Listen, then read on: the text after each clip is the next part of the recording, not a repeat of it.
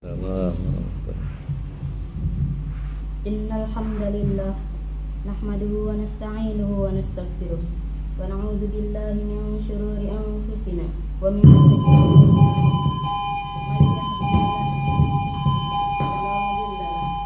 Wa may yudlil fala hadiyalah. Asyhadu an la ilaha illallah wa asyhadu anna Muhammadar Rasulullah.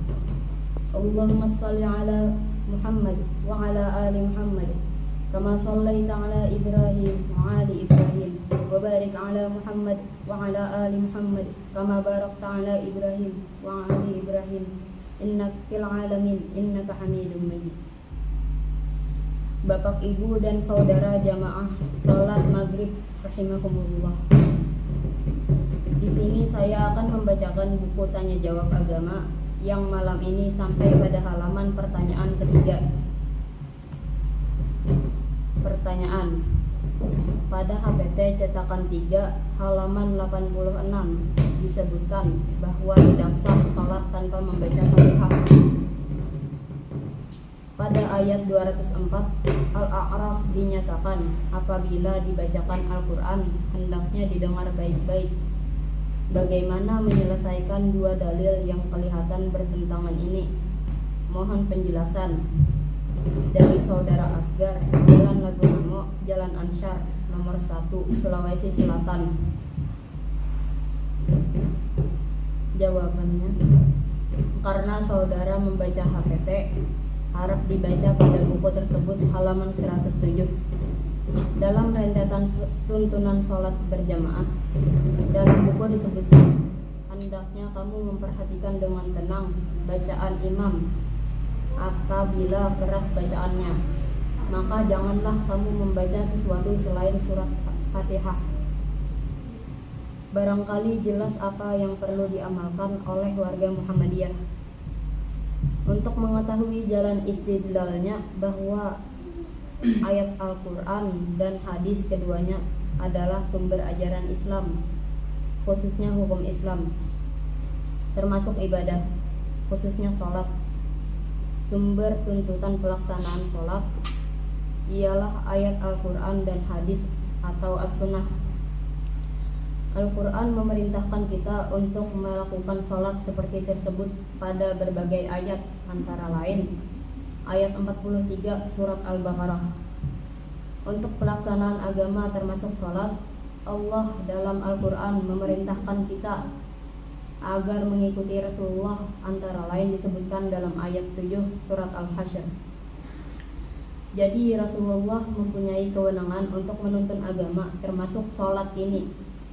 Nabi menurut riwayat Bukhari memerintahkan kita untuk melakukan sholat seperti yang dilakukan oleh Rasulullah, tentu dengan yang dituntunkannya melalui lisannya. Dalam pelaksanaan sholat berjamaah, makmum dalam sholat jahar tetap dituntun untuk membaca Fatihah sebagai tersebut pada halaman 117 HPT.